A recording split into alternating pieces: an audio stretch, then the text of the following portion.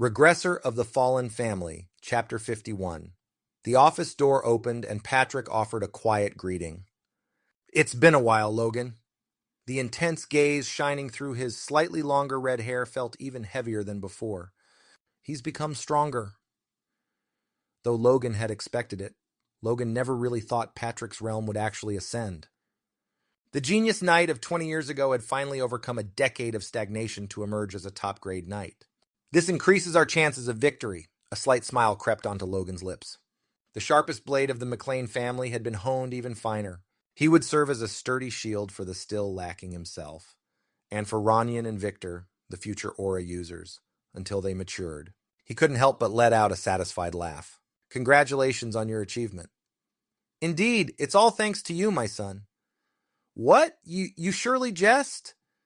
Dwayne, who had failed to sense Patrick's newfound strength, jumped in surprise, prompting Patrick to laugh gently in response. "I feel I can be a more reliable head of the family now. You've worked hard, Dwayne." A voice and smile now showed more ease than before. Filled with emotion, Dwayne looked to his lord with a moved expression. "Congratulations, sir. You finally reaped the rewards of your training after neglecting all else for so long. It's a relief my struggles over the past years weren't in vain. Sincere congratulations, sir." It was unclear whether the statement was a compliment or a rebuke, but Dwayne's genuinely joyful expression made it difficult to say anything. Patrick managed an awkward smile, nodding slightly, then changed the subject. "Has anything happened over the past 3 months? If there's anything I need to know?" Thunk. Before he could finish speaking, a massive pile of documents was dumped on the desk. As Patrick stared dumbfounded at the mountain of papers, "Young Lord Logan has been rather busy. Please review and decide." Dwayne welcomed the real Lord's return with a bright smile. And 3 hours later, distributing food to the people, employing them in the construction of a dam or something, developing a gold mine, and fertile land in the wasteland stretching. Chuckles. Patrick gazed at Logan with an incredulous laugh.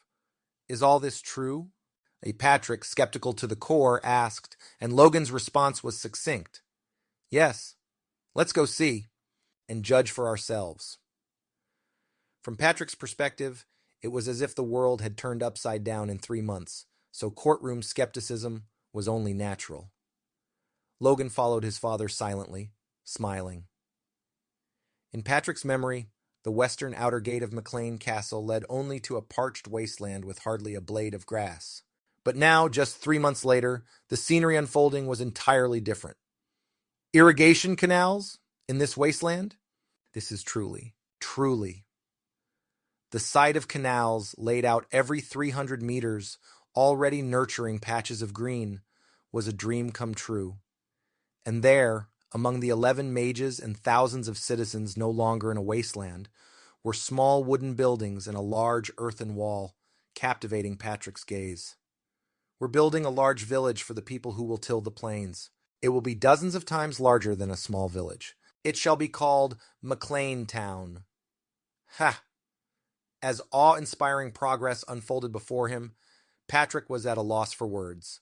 "By next spring, before the weeds take hold, we'll begin tilling for farming. We might even see greater yields than the McLaine Plains our ancestors lost." "Is that so? But will the people readily move to the new homes?" "Yes. Those living in the town will be given priority in land cultivation. Plus, their new homes will be much better than the thatched ones most live in now." "Right, I see." Though it was his own question, Patrick seemed more distracted than focused on the answer. He bustled about, seemingly forgetting his dignity. "Let's see that dam. How did such a miracle?" Patrick's voice trembled with the question. Setting aside explanations for the future, Logan quietly led his father as requested. Witnessing the dam and sluice, Patrick marveled, unable to conceal his astonishment. After also visiting the mine and confirming the gold ore, he kept patting Logan on the shoulder in admiration. With this, even recruiting soldiers should be effortless. As Logan indulged in the thought of easygoing days ahead, he watched his father with a pleased smile. "Indeed, you surpass me." "That is so." "Aha, well, if we're only considering recent achievements, ha! No, you're right. Your deeds over 3 months surpass my 30 years of effort. I am truly blessed with a fine son. Thank you, really." Heartfelt words spilled from a father who had never imagined saying such things. Logan's heart swelled, but then a strange twist followed. Now that you're handling the lordship's duties, I will devote myself to training the knights thoroughly. Excuse me? What are you planning now? Let's have breakfast together tomorrow. We have much to discuss. Before a bewildered Logan could respond, Patrick turned his back with a bright smile. There's much I want to discuss, too. Watching his father return, free of burdens, Logan felt unable to hold him back. The next morning, at a table where the McLaine family gathered for the first time in a while, Patrick made an explosive declaration. I designate Logan as my successor, and henceforth he will handle most of the lordship duties. Cough! What? Hoping for a change of heart overnight was futile. Logan, who had wished his words were a mere test, nearly choked on his meat. So you know. And assist Logan in smoothly fulfilling his role. Yes. Even the supposed adversary agreed rather palely. Wait, why are you giving in so readily this time?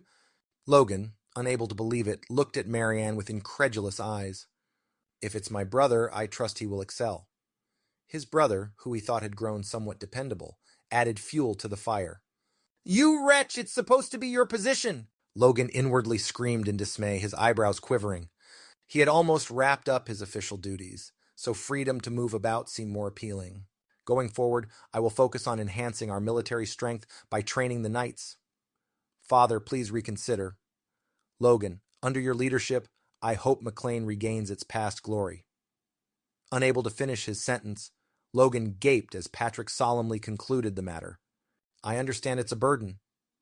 If you understand, please reconsider. However, it's a duty we must fulfill eventually. But why now? And I trust you will perform excellently. After breakfast, during a requested private conversation, Logan tried to persuade his father again, but only reaffirmed his unwavering determination. This stubbornness, Logan sighed heavily, a headache brewing. I know you have no attachment to this position. Patrick spoke calmly, surprising Logan. It only just occurred to me. Perhaps you view the family as a burden you must shoulder. Not a burden, but we have greatly benefited from you.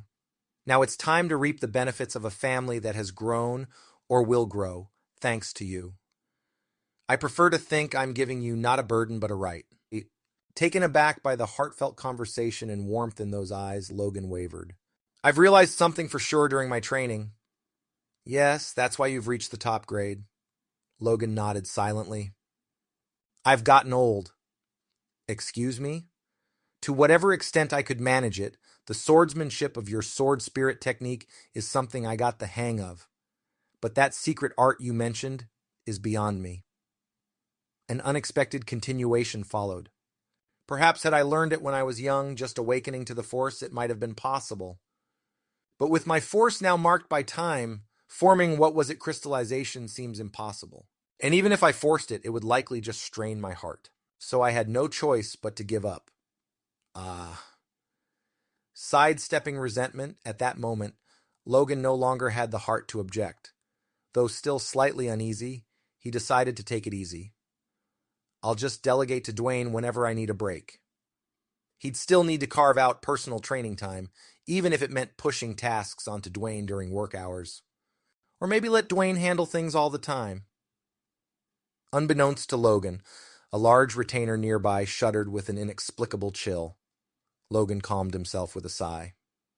Yes, I understand. Squeak.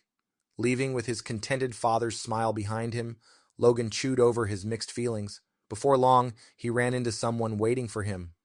Mother? Logan, may I speak with you? Startled by the unfamiliar formal address, Logan couldn't refuse her request. He, too, had questions. Why? Did you stay quiet, Countier? What could I have done? Does the wife of a traitorous house have a right to any say in the family's affairs? Her tone was harsher with self-reproach, and Logan struggled to respond. She seemed slightly more at ease than in the aftermath of the war, but the paleness of her complexion revealed she was not well in spirits. The achievements you've shown are enough to warrant succession. My only wish now is for Ranyan's well-being. Indeed, it has always been. It's why I clashed with you. I'm sorry. You have nothing to apologize for. It is I who should apologize. Really? You've apologized to me before. Sadly, I couldn't accept it. I was petty, and I hope you can forgive my narrow-mindedness. Another unexpected confession left Logan speechless.